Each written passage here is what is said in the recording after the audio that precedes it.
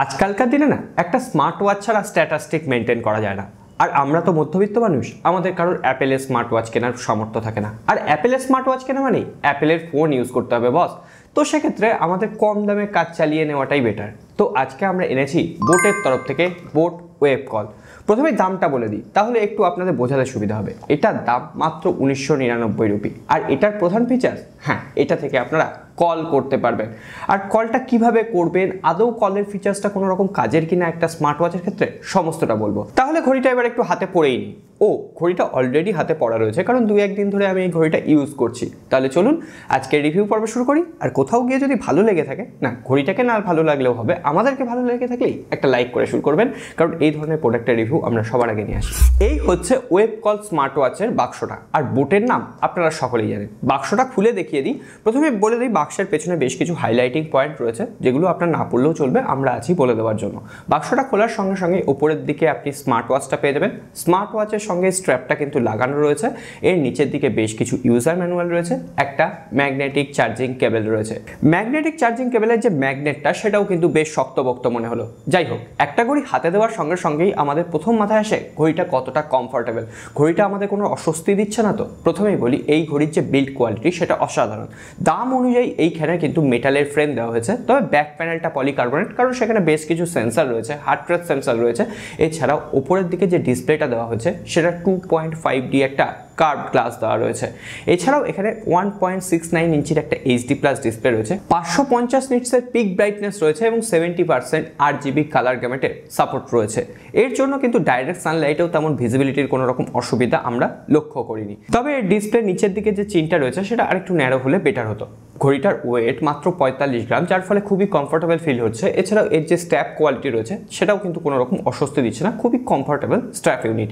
এই স্ট্র্যাপগুলো কিন্তু detachable strap, আপনারা বাজার থেকে অন্যান্য কালারের স্ট্র্যাপ কিনে নিয়ে এটার সঙ্গে লাগিয়েও নিতে পারেন। না আর বেশি কথা বাড়াবো না, কারণ এই স্মার্ট ওয়াচটার প্রধান যে ফিচার্সটা সেটা হচ্ছে কলিং।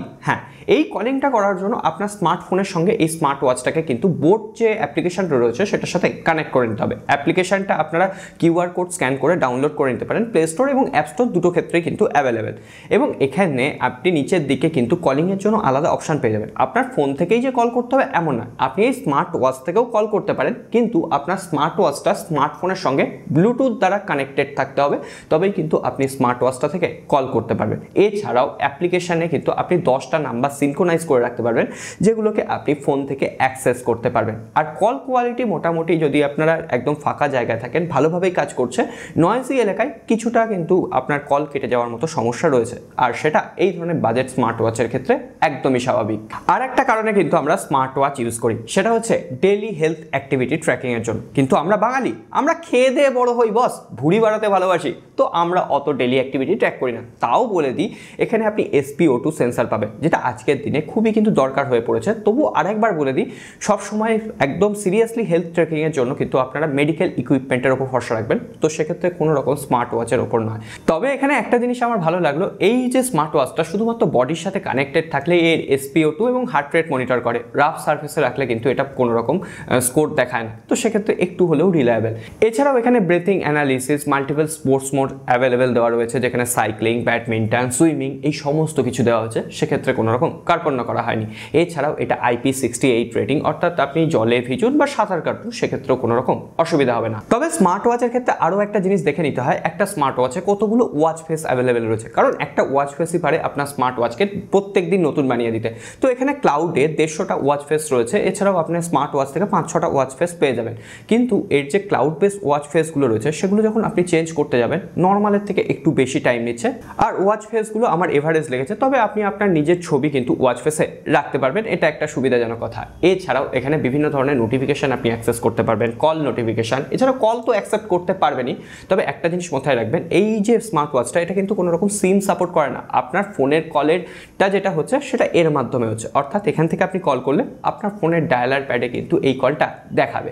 এছাড়াও আপনি হোয়াটসঅ্যাপ, ইনস্টাগ্রাম, জিমেলের নোটিফিকেশন এখানে অ্যাক্সেস করতে পারবেন। এছাড়াও আপনি এখানে ড্রিঙ্কিং ওয়াটার অ্যালার্ট, বা আপনি অনেকক্ষণ ধরে বসে আছেন, এই অ্যালার্মগুলো সেট করতে পারবেন। অর্থাৎ আপনি 1 ঘন্টা ধরে কাজ করছেন, আপনার ঘড়ি আপনাকে জানিয়ে দেবে এবার আপনার একটু হেঁটে চলে বেড়ানো উচিত, বা একটু রিল্যাক্স করা উচিত। যাই হোক, এগুলো কিন্তু খুবই সুবিধাজনক। তাহলে এত যে কাজ করবে স্মার্ট ওয়াচটা, তাহলে ব্যাটারি ব্যাকআপ কতক্ষণ দেবে? বোট ক্লেম করছে এখানে 10 দিনের পর্যন্ত ব্যাটারি ব্যাকআপ দেবে, যদি আপনি এখানে ব্লুটুথ কল ইউজ না করে থাকেন। কিন্তু আমি এটা বাস্তবে ইউজ করে দেখলাম, ব্লুটুথ কল যদি আপনি ইউজ করে থাকেন তাহলে সেক্ষেত্রে মোটামুটি 2 থেকে আড়াই দিনের ব্যাটারি ব্যাকআপ দিয়ে দিচ্ছে। এছাড়াও এই স্মার্ট ওয়াচটা গুগলের গুগল ফিট এবং অ্যাপেলের হেলথ যে অ্যাপ্লিকেশনটা রয়েছে সেটাকেও সাপোর্ট করে। আর হ্যাঁ, এই স্মার্ট ওয়াচে কিন্তু অলওয়েজ অন ডিসপ্লে সাপোর্ট নেই, কারণ এখানে অ্যামোলেড ডিসপ্লে নেই। আর সেটা এই বাজেটে কোনো ফোনে আছে কিনা, সরি ফোন নয়, কোনো স্মার্ট ওয়াচ আছে কিনা আমার জানা নেই। তাহলে এবার কনক্লুশন পার্ট, এই দামে এই স্মার্ট ওয়াচটা কতটা ভ্যালু ফর মানি প্রোভাইড করছে? অবশ্যই একটা যদি আপনি 2000 রুপির নিচে স্মার্ট ওয়াচ চান এবং সেক্ষেত্রে যদি আপনি কলিং ফিচার্স চান, তাহলে আমার মনে হচ্ছে এটা একটা অন্যতম সেরা অপশান। তবে হ্যাঁ, বেশ কিছু উইক পয়েন্টও রয়েছে। একটু স্মার্ট ওয়াচের যে ফেসগুলো সেগুলো যদি আরেকটু আই ক্যাচি হতো বেটার হতো, এর যে বটম চেনটা রয়েছে সেটা যদি আরেকটু ন্যারো হতো, এগুলো বেটার হতো। যাই হোক, আমরা বাজেট ওরিয়েন্টেড একটা স্মার্ট ওয়াচের ক্ষেত্রে এত কিছু পাচ্ছি, সেটাই অনেক। আজকে আর কথা বাড়াচ্ছি না। কোথাও গিয়ে যদি আমাদের পরিবারটাকে ভালো লেগে থাকে অবশ্যই লাইক আর সাবস্ক্রাইব করে রাখবেন। আর এই ধরনের প্রোডাক্টের রিভিউ দেখার জন্য আর কিছুই করতে হবে না, ভালোবাসাটা রাখবেন। দেখা হবে আগামী পর্বে।